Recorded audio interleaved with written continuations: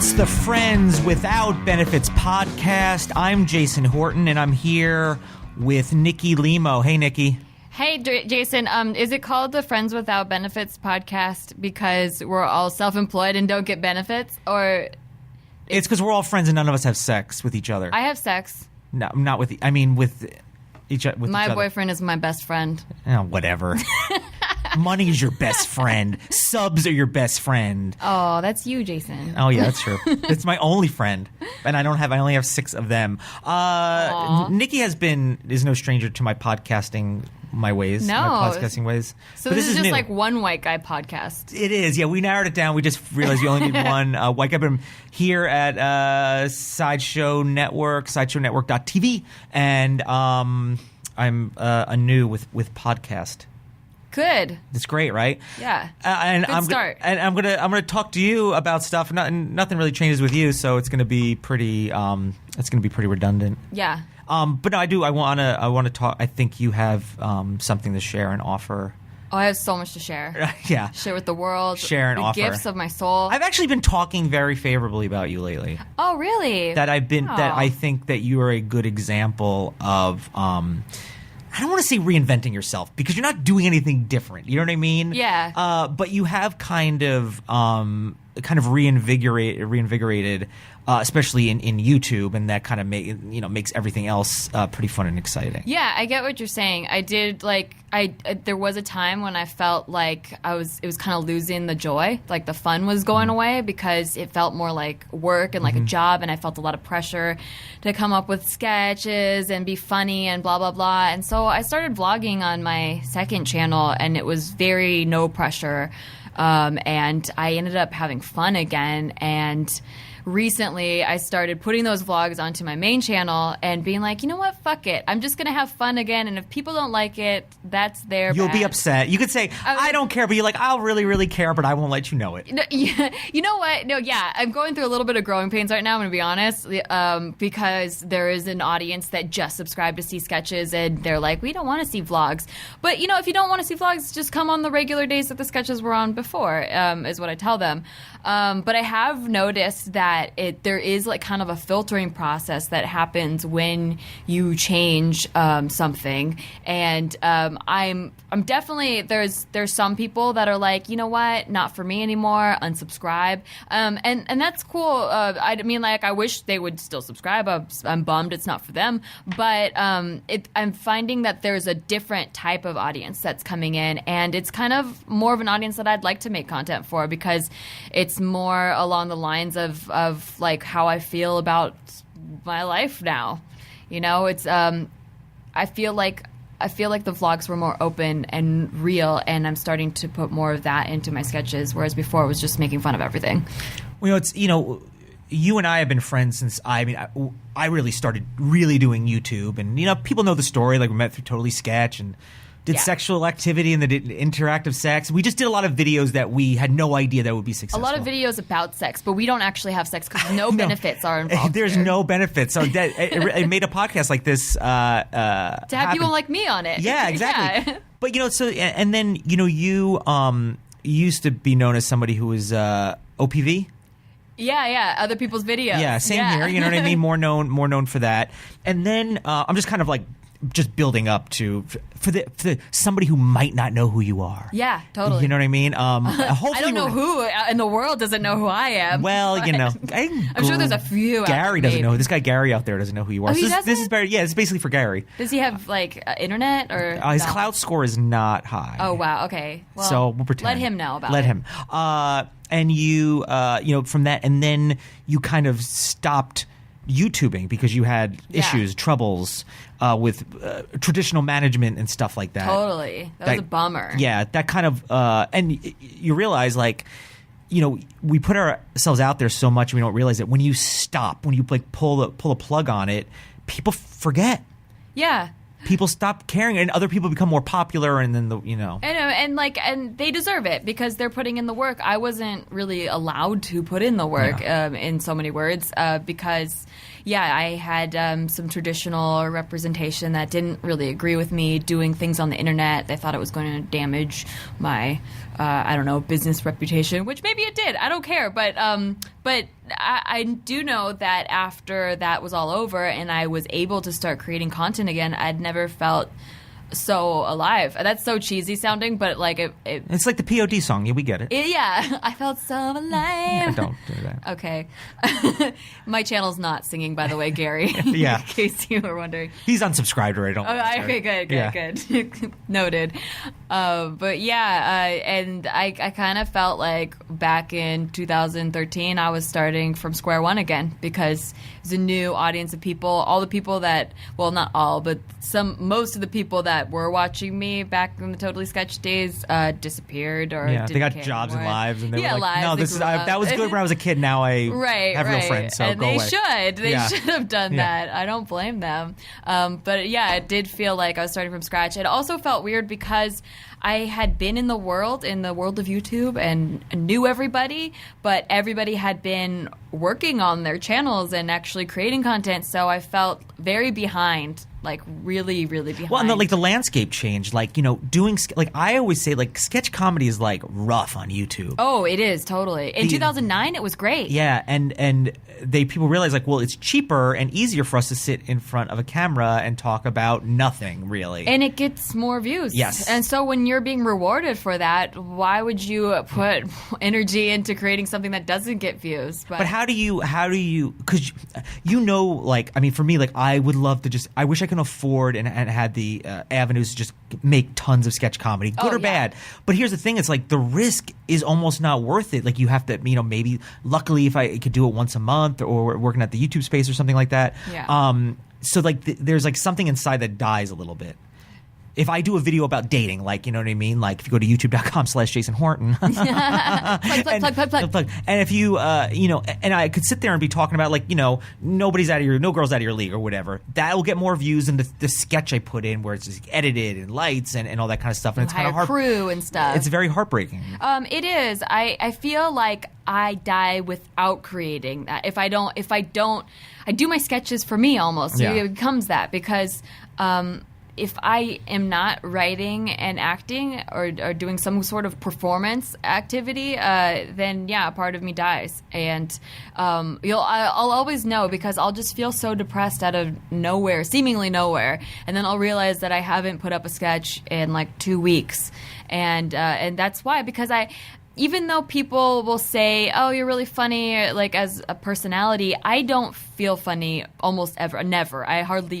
I always watch vlogs and stuff, and I'm like, I didn't laugh once because it's just me talking to me. But some people enjoy that, enjoy my personality. Well, there's an audience for everything. There's people that are invested in that part, but you know that part of you. Yeah. You know that you sitting in the car going, I'm going another audition, right, traffic and they're with me every day. Yeah, so to you it's very boring, probably. Yeah, and to me, the only time I'm ever like, yay, I did something funny is if I write structured jokes, and I don't know if that's just me mind fucking myself or whatever. Can we cuss on this? A little too late. Okay.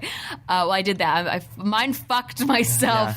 By that mindset of I just put the word friend. I put the word mind friend into everything in post.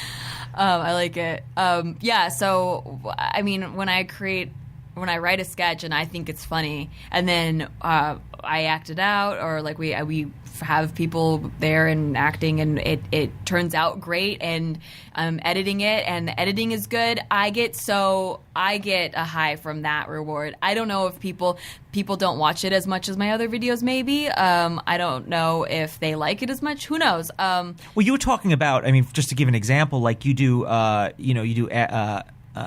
Nikki.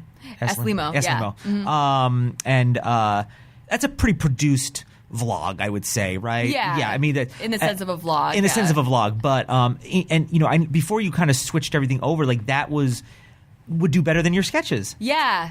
And that was kind of a sign to me that and I get it too, because YouTube is really kind of shifted over to being more about, like its name, about you, yeah, right. YouTube. You have to put the you in it, and people like to engage with you because they feel like they've been watching you for some time and they kind of want to get to know you. And I didn't get that aspect before. And then when I started doing Ask Limo, just to do filler content because I didn't have a video idea that week.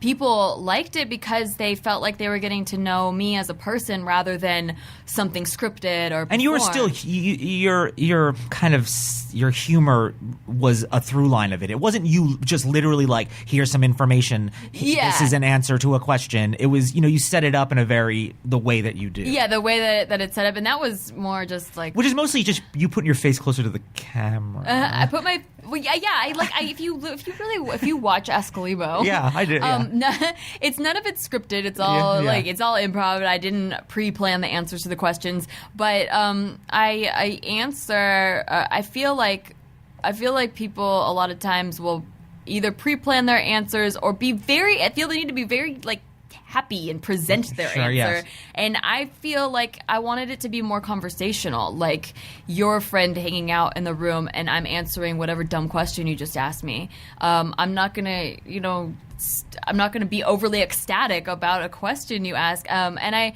don't know. I would rather watch someone that feels like a friend that I'm talking to than watch some fake version, because to me that's what I don't like about dating. That whole like dating in the beginning when you're not in a relationship, where people are just putting on their fake self. It's like a job interview. You're putting your best, like this is my best image, or like what they think is their best foot forward. I would rather get to know the real them, and sometimes it doesn't come out for like 5 dates and it sucks. Or sometimes I'm like, I don't like this person, and really I might have liked that person if I had known who they actually really were, but their fake presented self, didn't like it. So for me, with answering questions on YouTube, that was whatever that is, I just wanted to be able to answer them in the most real way I possibly could without any of the like frills, bells, and whistles that. But it's still I mean, it's the format is very entertaining. Yeah. It moves. Well, sometimes since it's not planned, it can get boring, and then we fix that in editing with like some like, I don't know, sound picture effects. Your T-shirt. Yeah, I picture my T-shirt, a like, sound effect. Yeah. A jump cut, How do you when people like, nobody refers to me as anything because I'm unemployable, but like when people are like, oh, you're a YouTuber, and I'm like, I think I'm a comedian first. Well, here's how I know exactly what you're talking about. And YouTuber has such a weird connotation to it, depending on who you're talking to. Especially if you talk to people that have no idea what the YouTube world is about. It's kind of got a negative connotation, like you're kind of less than an entertainer. Yeah, you're a kid with no talent. Right. Because anybody can just upload content to YouTube. That's true. Well, anyone could call themselves an actor too, right? Right. Or a director or a comedian. How I feel about YouTube is, and you look, there's so many different types of YouTubers. We're all whatever we wanted to be, like comedian, actor, writer, director, musician, but we all have this one common thread that we all upload to YouTube, and most of us also do vlogs in addition to whatever skill we originally came with. And I think that's what makes you a YouTuber, and it shouldn't have this negative connotation, and it shouldn't put you in a box. It shouldn't be separate from comedian. You're a comedian on YouTube. You're a comedian YouTuber. You're a musician. Not a Canadian YouTuber. Not a Canadian. No. Unless you're Canadian. Then you are that. Then you're that. But if you don't do YouTube, then you're just Canadian. Yeah, you're not a YouTuber. Take that part off of your title. Yes. Another thing that I find very impressive. I'm really into marketing, and I if different ways to kind of get yourself out there without really promoting yourself without promoting yourself. Yeah. That I think you've are very good at, and I think Snapchat is I think the best answer. Oh, I love Snapchat. Your Snapchats have a lot of purpose. You know what I mean? They're themed, and when you watch the story, you are watching a story. Yeah. And I feel like that's like the vlog. The vlog. The vlog of vlogs. It's the most real-time vlog or like window into my life. That's actually my favorite thing of your. Yeah, I like that because it's throwaway. So we're like, who cares the Snapchat? But you could take that easy stuff and make it. Get your voice out there that maybe you wouldn't do in the vlog, or maybe you wouldn't do in a sketch or something. Well, because it's like when people watch a video on YouTube, you're like, "This is the finished product." Yeah, like that's it. But on Snapchat, it's very webcammy. Yeah, it's like, I guess that's what they chose to put together as a video today. But on Snapchat, because it's so candid and like guerrilla and laid back, or what it's like whatever you're currently doing. I don't feel there's as much pressure to have a cool finished product. And so yeah, you do get like, I've even noticed that people who don't show their real selves in their YouTube videos or their vlogs even, like show their real selves on Snapchat. They're very candid and they'll actually show you their real personality, which is really what I'm most interested in everything. Yeah. It's almost like you're texting. Like when you text, you're very like, yeah, I'm not putting on a thing. Like here's a text or something like that. Or like you're talking to your friend, which is what I liked about like what I was talking about earlier with Ask Limo. I like things that feel like you're talking to a friend, or you're you know, someone that's sitting next to you. Has Snapchat impacted, do you think, the big picture of like your YouTube and that whole thing? Do you think there's a connection to that? In the sense that like, I didn't, when I first started Snapchat, I didn't really understand how to do it, and I just started, I would do something and then I would, you know, keep doing that or finding that same thing throughout the day, and it became a theme. And then when I was getting a response from people, they liked my Snapchat, so I had nothing to compare it to. I didn't really know how other people Snapchatted. And since I was getting such a good response from that, I was like, oh, maybe more people want to see like the real candid version of me rather than the scripted, and that helped me with you know, putting out more vlogs. I felt like before I was kind of hesitant to do vlogs because it's so different than the scripted stuff that I'm used to being acceptable. It changed my perspective on like what people want to see. And I feel like more people want to see like a genuine thing. Well, you know, I feel like if they invest in that, when they invest in your Snapchat, when they go to your vlog or they go to a sketch, they're like, oh, this is somebody I know that I'm watching now. Yeah. So I'm more maybe like inclined to share it or like it or all the things that we hope and we want. Yeah, or like it reminds you of someone that you know in your real life or whatever. And not to say that my Snapchats are like super, super real, because they do have an aspect of being a heightened version. Yeah, it's kind of like an anti-humor type thing, like a self-deprecating thing that you do. Yeah. But one of the things that you do, I think was genius, is the Women Crush Wednesday campaigns. Because if Women Crush Wednesday, you nominate someone, and then therefore you're promoting that person, and you are, you know, obviously in your very kind of like self-deprecating way. You're very kind of like, I want to be your Women Crush Wednesday, and sometimes it's like a pretty deadpan or it's pretty like morbid. Almost. I don't know what to say. But what you're getting people to do is, you know, kind of like shamelessly, but it's like in that way where it's earning the thing where it's like, I essentially want you to promote me. Right? I mean, that's what you're you're not asking me to do it, but that's what is happening. It's like girl who thinks she can get elected for Woman Crush Wednesday. Because, you know, Woman Crush Wednesday is like you just post a picture of someone that you like on Wednesdays. That's a woman. Some bikini model or something like that. But in my Woman Crush Wednesday campaigns, I like to treat it very seriously, like a presidential election. Like this, and you show them why. And I give them reasons why I am a great candidate for this, you know, for this election. And I give different reasons each week, or I try to.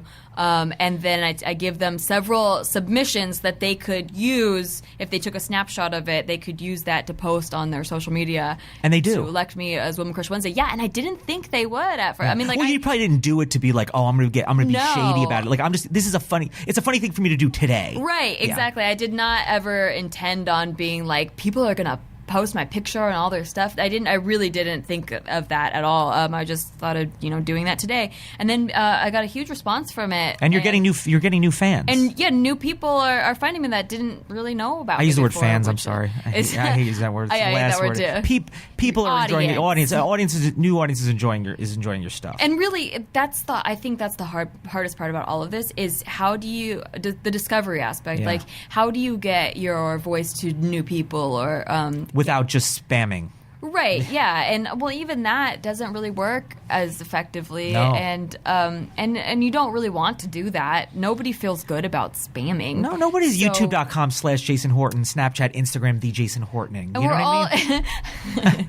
And we're all like insecure artists who like don't feel like worth promoting ourselves, you know, so we don't want to promote ourselves. Painful. But like we want to get promoted, but we don't want to promote ourselves. Well, then there's other people that are just they're just like, did you not see this before? Well, here it is again. It's like, no, we didn't care before. Yeah. And now we don't need to see it We don't again. want to be that guy or girl or whatever. But then you get comments that are like, I didn't even know you did this video. How come you don't promote yourself? And it's a fine line. Well, I mean, just as I want to, people that are listening, I want to give them like some takeaway type stuff. And for me, like, Twitter's an example of like, I stopped, a month and a half ago, I didn't care about Twitter. All I've been doing is posting jokes and funny pictures, and people, it's been doing amazing. And people have been like, that thing where it's like, what's the deal with this person? Why are people retweeting them? And then you go look, and they're like, he's got a YouTube channel or whatever, and they click on that. And I'm getting people finding me without, occasionally, obviously, I have to post a link or something like that, or a Vine. But it's just a lot of me not promoting myself and promoting myself that way. Which is how you always want it to work out, ideally. Yeah. But I think people are so used to like, oh, cool, man, another YouTube link, or like, did you hear my thing? But it's, if you are giving some value, people are going to be like, what's the deal with this person? Now they're invested. You know what I mean? Yeah, like Women Crush Wednesday, you know what I mean? They might be like, yeah, cool. I like this girl. Well, what's her? There's a ton of people that I guarantee is like, who is this chick? Right. What's her deal? And they're going to go to your Instagram, buy it, whatever it is, and then do that. Yeah, and I had no idea it would be that way, but it did turn out that way. And I'm glad. Like, people are finding me through their own friends, which is always the best. Well, they're vouching for you. Exactly. And it's not you just advertising yourself.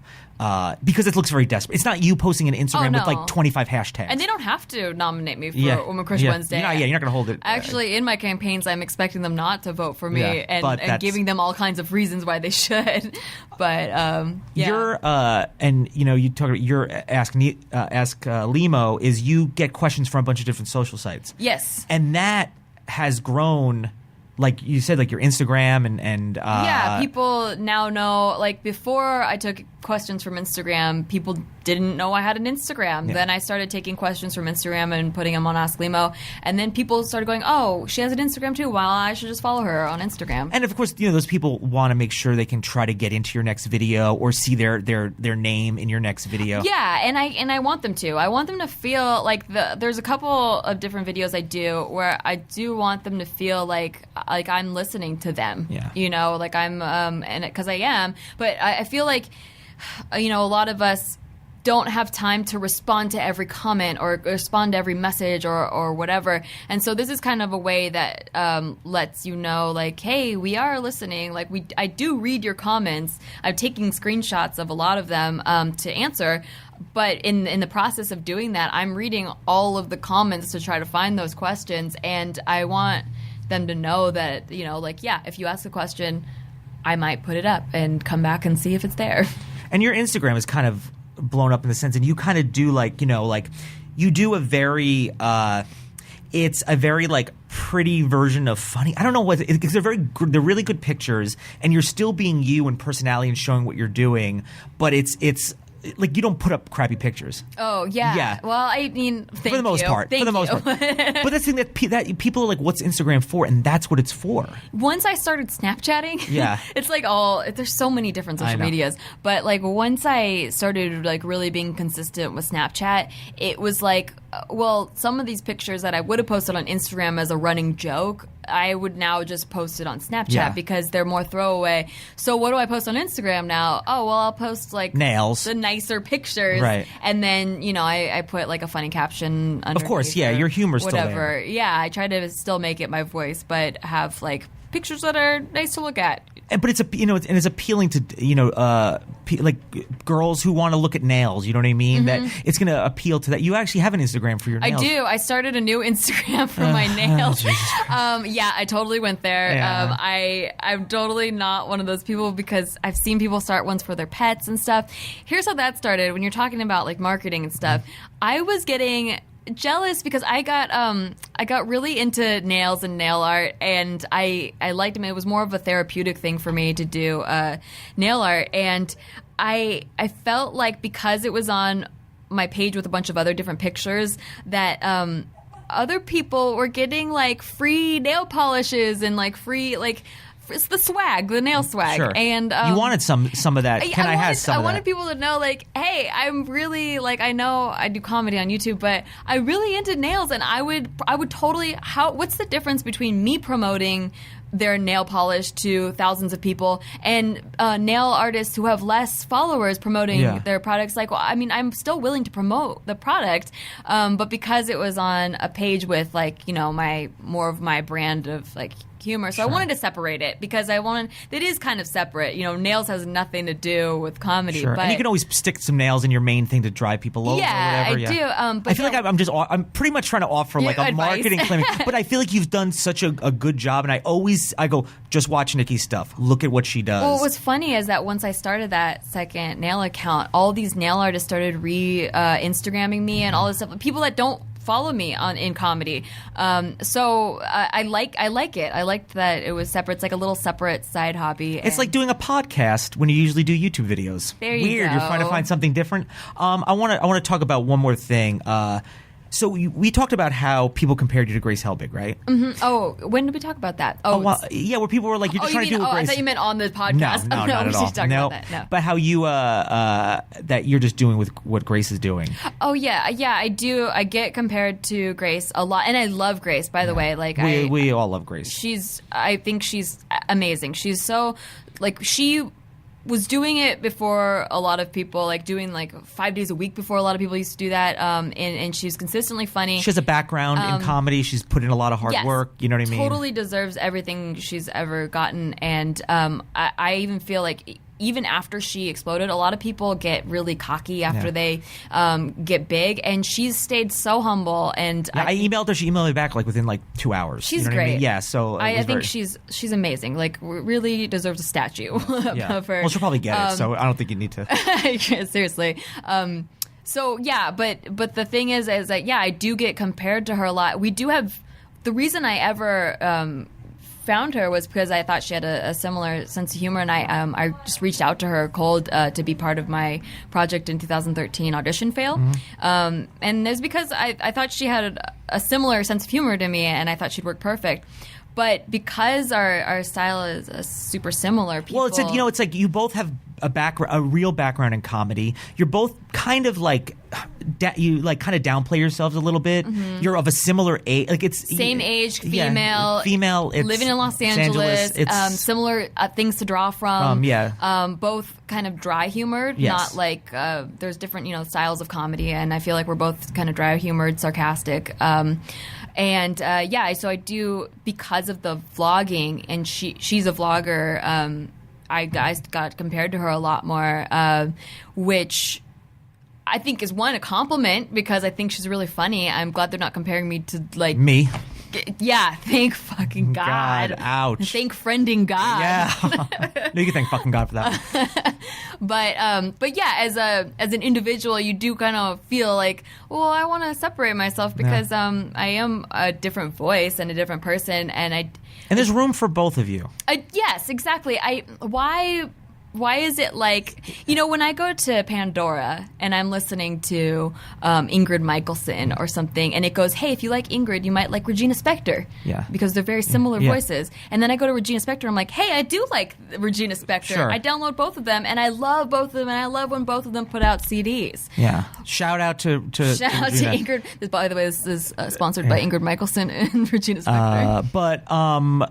Yeah, well, I think you're one of a kind, and 1 in 10. I don't know what the ratio is. Thank you. Yeah, I'm absolutely. a 1 out of 10. You're a 1 out of Jason. I'm ranking you 1 out of 10, but you're one of a kind. You could find Nikki YouTube.com/Nikki Limo. Nikki Limo on all social media except for Facebook. That's official Nikki Limo. Yeah, for the official ones. Check out all 10 of her Instagrams and like and follow them all. All her stuff is on one channel, one neat package. You can find me youtube.com/Jason Horton, Snapchat, Instagram, Jason Horton. And if you're listening, subscribe and rate this 5 stars. Comment. If it's on SoundCloud, follow me on SoundCloud. I want to thank Sideshow Network, SideshowNetwork.tv. This has been Friends Without Benefit. No. You give them a lot of homework to do. Friends Without Benefits.